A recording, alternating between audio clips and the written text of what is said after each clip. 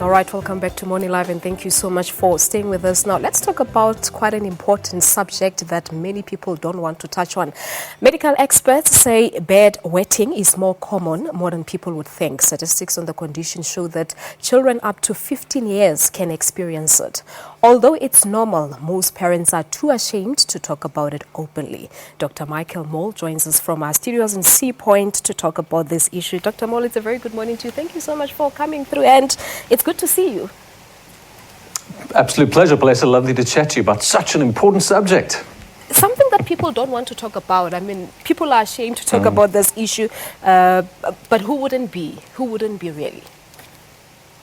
Well, I mean, sadly, Palesa, you're right. The shame and the humiliation around bedwetting makes it a really, really difficult season for parents, but especially for kids. Yeah. And I think the message I'd want your viewers to take home this morning is that it's not your child's fault. It's a physiological maturation process that really a child has no control over. So to shame the child, to make it an issue, really just damages their self-esteem. And that's the biggest issue around bedwetting. It's not the physical process of bedwetting. It's the esteem, the loss of self-esteem associated with it. So if you can get around that, that's key to getting through this season. But what causes it, Dr. Mol? Does it have something to do with the psychological status of one, maybe? It doesn't. There are many causes for bedwetting, and that's important to know. There's no one singular cause. There are wonky hormones. There's a small bladder or the inability to recognize a full bladder. Your child's brain needs to learn to talk to your bladder to tell that bladder that it's full. You have deep sleepers. You've got constipation sometimes that can press in a bladder and cause contractions of the bladder without the child realizing. In a minority of cases, you do get some stressful factors, the birth of another sibling or parental separation, that can lead to bedwetting.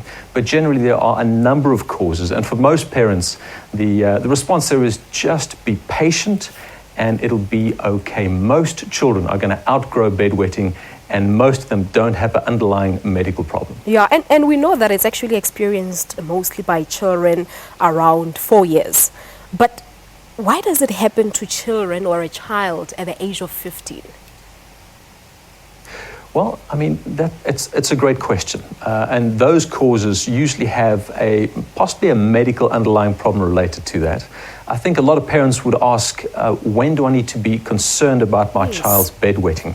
As you rightly said, 1 in 6 children, well, you didn't say that, but statistically 1 in 6 children between the ages of 5 and 10 are bedwetters. 4 or 5 kids in your child's class are wetting their beds, so you're not alone. The concern, though, is anything over the age of 7 is a little out of the ordinary. And it's at that point that I would go and see your general practitioner or your family doctor and just see if there are any underlying conditions. Anything before that, don't try and treat that. There are many ways to treat. I would really start, though, with some positive behavior reinforcement. If at the age of 15 you're still wetting your bed, I think that, and we're talking about 1 or 2% here, if that. Yeah. So it's in the minority of cases, but at that stage that would be something that does require some medical intervention. And I'm reading now, doctor, that it's actually more prevalent in boys than in girls. I know, I thought some people would be doing the interview, but here, Palesa, it's you and I talking about this. And it was so hard for me to even say it because I'm surrounded by all the guys in studios. I'm, literally the only woman here. Well, Palesa, I was a bedwetter. I mean, I remember way back when the frustration, well, not the frustration, I remember getting up in a cold and wet bed, calling out to my parents who eventually in desperation used to make me wash my own sheets and before I can get back to bed. And again, that was their despondency, and I understand it now because I had a son who went through the same thing. And it feels like it's never going to end, but the season passes. And maybe an important message here is to parents of bedwetters is your child should never, ever be punished. It's something they have no control over, so why would you punish them? Why would you punish a child for being blonde? I mean, that's really what you're doing if you're punishing a child for bedwetting. There's a myth around bedwetting that bedwetters are disobedient, they're lazy, they're just trying to be disruptive. Yeah. But the truth is, it's none of that. It's something beyond their control. And to punish them really just damages that self-esteem. Yeah, no, it's true. You'd hear mothers shouting at their children, "You're too lazy to wake up at night." You could feel that your bladder is full, but you're too lazy to wake up and go to the loo. Do you know what you want to do actually as a parent? And I mean, it's hard. I do know it's hard. I went through that. You want to create as much normalcy as possible. So to most parents, I often say just be patient. It's going to pass, and be prepared. You know, whether you have an easy cleanup or towels, or in fact, there's a great new product on the market called dry nights, which are really pajama pants. They're discreet, they're super absorbent. It means your child can go out on those sleepovers that most children who wet their beds are scared to go out on. And it just restores normalcy and confidence, and it helps that season of bedwetting to happen smoothly and without major issues. All right. What advice do you have to parents, Dr. Mol, especially someone who's watching this interview and has a child experiencing bedwetting? What's the best way to deal with it? Well, firstly, you're not alone. I think that's the most important message here. 1 in 6 kids, 4 out of 5 in your child's class are bedwetting, so you're not alone. I think most importantly, as I just said, just be patient, be prepared, be positive. There are ways and means of treating bedwetting after the age of 7. There's some great medications that can do that. But before you reach the medicine cabinet, I would really just start with this behavior modification and positive reinforcement. Help your child get through the season. Talk to them about them. Let them know that they're not alone. You know, that there doesn't need to be shame and embarrassment. And support them. You know, it's going to pass. There are reward charts is what we eventually ended up doing with our son.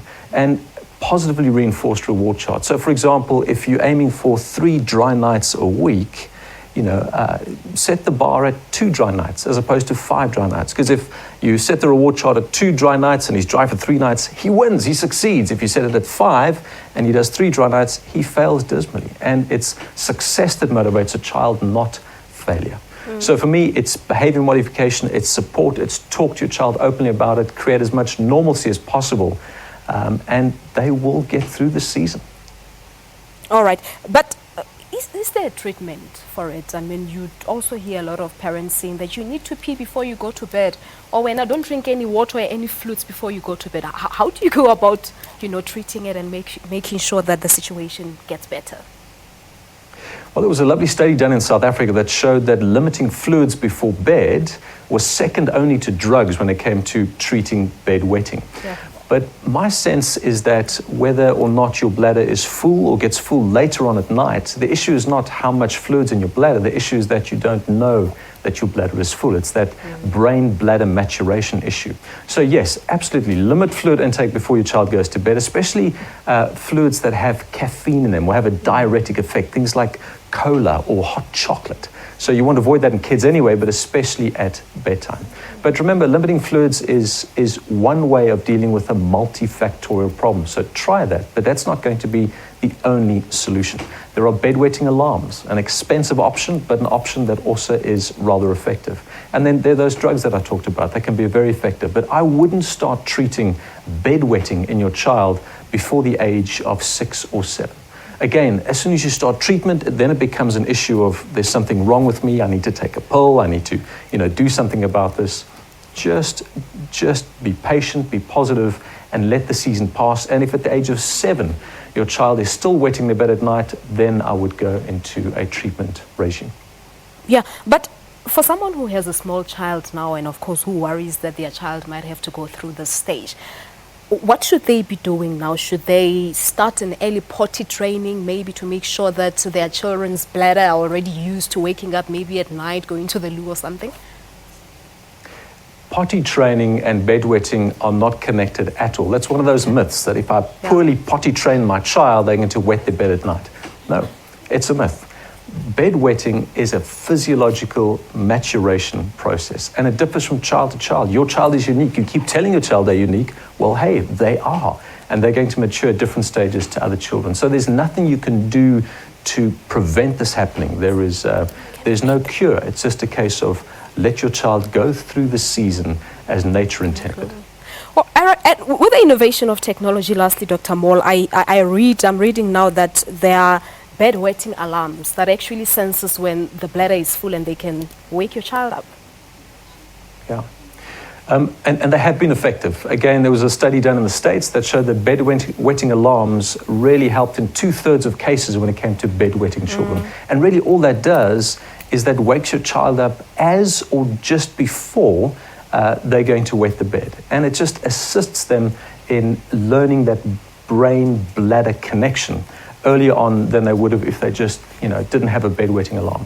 So absolutely, a lot of parents will actually wake their children up at night and take them to the bathroom or to the toilet to help them get into that pattern, but that doesn't help at all. We call that lifting, and lifting is of no value because you're not allowing the brain and the bladder to have that maturing process happen naturally. Yeah. So I wouldn't do that, but if you have the means, I certainly would try a bed alarm if bedwetting is becoming an issue. Yeah, Dr. Mol, we'll leave it at that, but I believe the main message is that parents should be patient. It will eventually go away with time.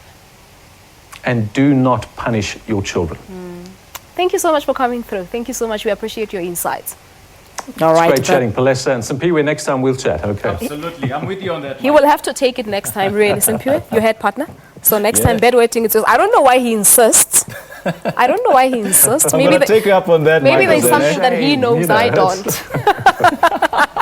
Let's take a break here on Morning Live. We'll be back right after this.